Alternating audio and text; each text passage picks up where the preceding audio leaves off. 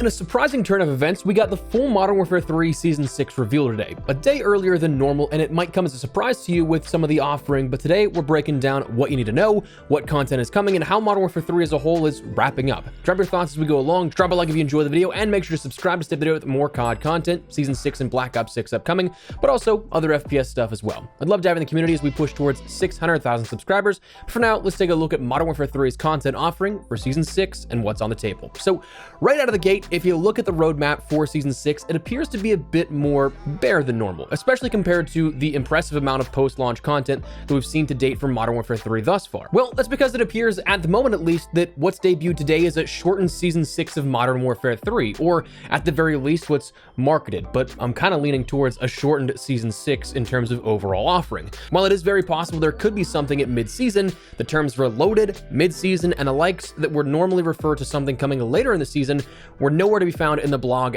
at all with this reveal. And as we'll touch on later on in the video, the camo for the overall season completion mentions only completing 4 weeks of challenges rather than the standard 8. So while on one hand, that's insanely weird, on the other, Black Ops 6 launches a week after when that proposed mid-season update would be otherwise, so it would undercut both events' performances, though realistically, Modern Warfare 3's mid-season event wouldn't really hold a candle to the launch of Black Ops 6's marketed efforts and what they're trying to showcase with that. So Season 6, at first glance, looks to be smaller, and it appears it's going to be. Now, what's interesting going beyond that is, out of additional reporting, it seems there's the prospect that this season and maybe last may have had some content pulled from Sledgehammer's post-launch window in favor of it being a collaborative effort for Black Ops 6 post-launch, collaborative being in air quotes. So bummer to hear if that's true, that Sledgehammer, after a quantifiably killer year for post-launch support, would have a few more introductions snubbed from their own game. But either way, context out of the way,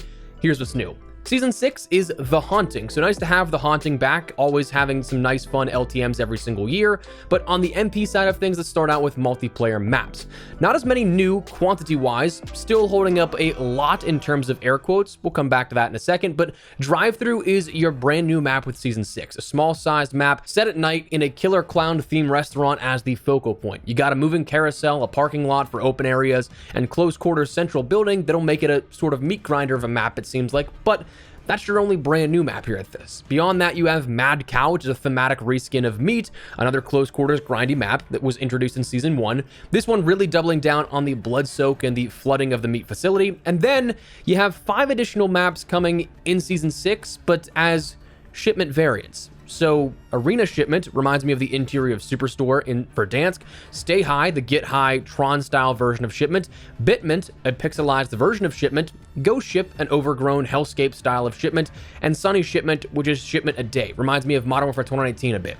So, the overabundant love of Shipment continues, quantifiably giving us a large number of maps in Season 6, but if there was ever a time to put an asterisk on a statement, it's that, because 5 of the 7 introduced in Season 6 are the same map, same layout, just 3 skins, and only 1 of those is brand new. So a rather lackluster season in terms of maps if you want anything other than the mind-numbing small maps, but again, it seems like this season's only lasting 4 weeks.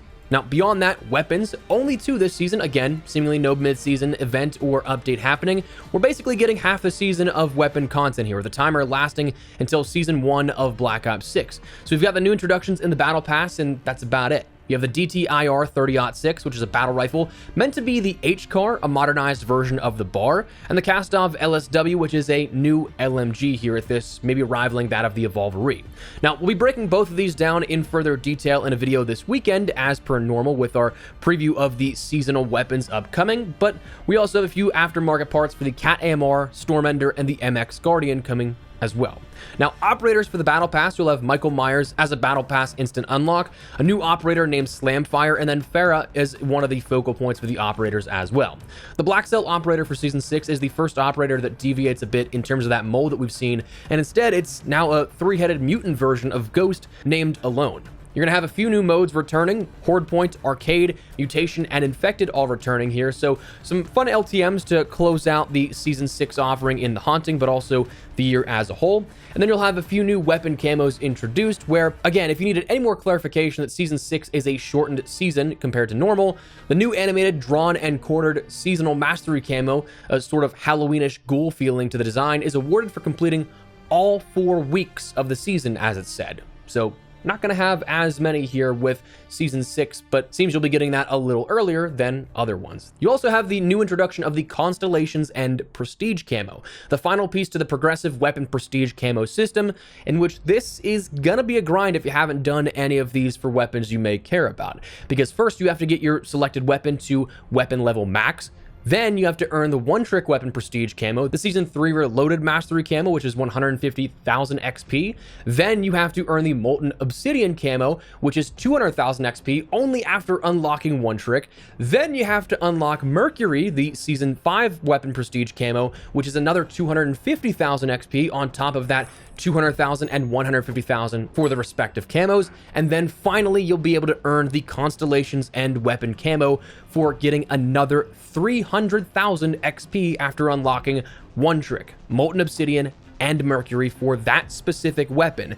That is one weapon. It's not something that's applied to all classifications, but just the one. So you're going to need to get 900,000 weapon XP after reaching max level for whatever weapon you want. So quite the grind indeed on this one. Now, connecting the modes here, Warzone and MP, Warzone's also going to offer new reward camos. The same as Season 4 and 5 will end up seeing more sets of camos available as completion rewards for specific challenge sets in Warzone. You'll have the categories of combat expertise, cooperation, mobility, and another round at redacted. Those ones not having any criteria that is publicly listed. You kind of have to complete one and then figure out what it is and go one by one to complete them all. One thing that is not yet clarified is if it will operate like Season 4 or Season 5, in which if you complete all of the challenges, you get an additional completionist blueprint like in Season 5, or nothing like Season 4. That hasn't been mentioned, but I'm curious to see what ends up becoming the fate of that.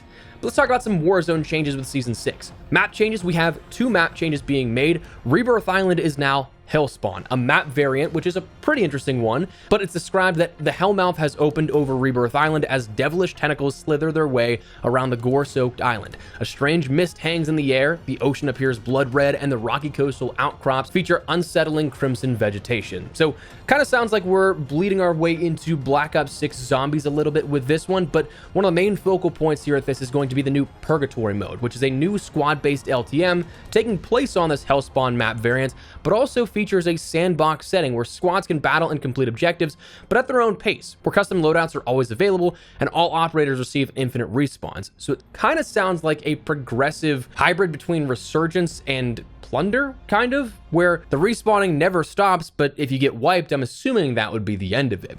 But they state that there are insane power-ups, there are portals where you can peer into the image of the portal to see where it will take you, and you can step inside it to transfer there. Kind of reminds me of Splitgate that we talked about here on the channel a couple of weeks ago. Flying Shipment is going to be a strange environmental shipment platform that will fly overhead of Rebirth Island that's available via parachute, helicopter, or by portal, which is really interesting, a sort of secondary jump location to go to. You can chill in the safe zone where you can end up taking a break and you're unable to deal or receive damage. There's the Torment level, similar to the sort of scare meter that you had in prior years of the Haunting event. There are scare packages and the Terra Ball, which is a sort of obstacle you can use for or against enemies. Then you'll also have Vondel Night, which is a night variation of Vondel coming, which is a little bit more straightforward than that of the entire reskin of Rebirth Island. But this caps off a year of just about no updates to Big Map, like at all. Season 4, of course, with the DNA bomb theme and the changes they made to pop off power, that's about it for the entire year of Urzikstan. So while we do know that we're going to have Urzikstan be sort of the focal point with Season 1 and beyond with Black Ops 6's integration, it's weird that for the whole year here, we haven't really seen a whole ton focused on Big Map, but rather just a whole focus on Resurgence. So that could be a different story for a different day, but talking a bit further about Warzone, you have Zombie Royale returning, available on both Hellspawn and Vondel Night. So that, I would kind of imagine, is something that may be in the map rotation here with this, and not necessarily separate playlists for each of those, but Zombie Royale, as you remember in the past, will be returning, which is definitely cool, definitely fun. That was, honestly, I think, a classic out of the original Verdansk Warzone, so having that come back in Verdansk 84 with Black Ops Cold War It was in Al Mazrah last year, and then this again this year. It'll be nice to play around with. Then, to cap off everything, we have events for this little shortened 4-week season. The Haunting overall lasts until the 16th from launch, so you have that the entire duration of this air quote season. The Walking Dead Road to Terminus event goes from the 25th to the 2nd, where it's an XP event with rewards associated. The Trick or Treat Candy Hunt event goes from the 2nd until the 16th, where you collect candy for rewards, which kind of feels like it's the DNA strain event and other events like that in the past here with Modern Warfare 3.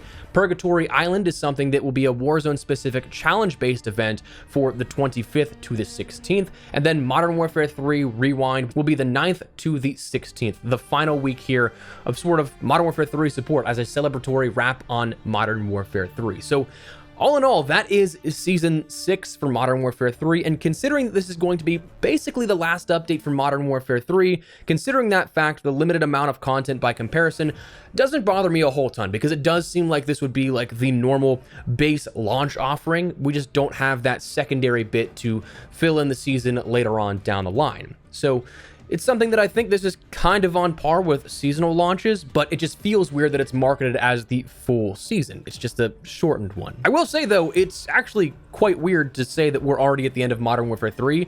I feel like for a year that was considered like a DLC for a lot of people, I don't know about you guys, but I feel like this year just absolutely flew by. So it's weird we're already approaching Season 6 and that Black Ops 6 is like 6 weeks away from today. So I don't know, man. It's gone by pretty quick, but that's where we're going to wrap it up. That is Season 6 in a nutshell and everything you need to know. So let me know your thoughts down below. What do you guys think of Season 6? Liking what we're seeing here? Do you like or dislike that it's a shortened season? Let me know your thoughts. But if you enjoyed the video, you found it at all insightful, do me a favor, drop a like on it. And of course, if you are new to the channel, make sure you subscribe so you don't miss a single thing to all things Modern Warfare 3, Black Ops 6, and other FPS content. I'd love to have in the community. But for now, thanks so much for watching. My name is Espresso. I'll see you later. Take care and peace.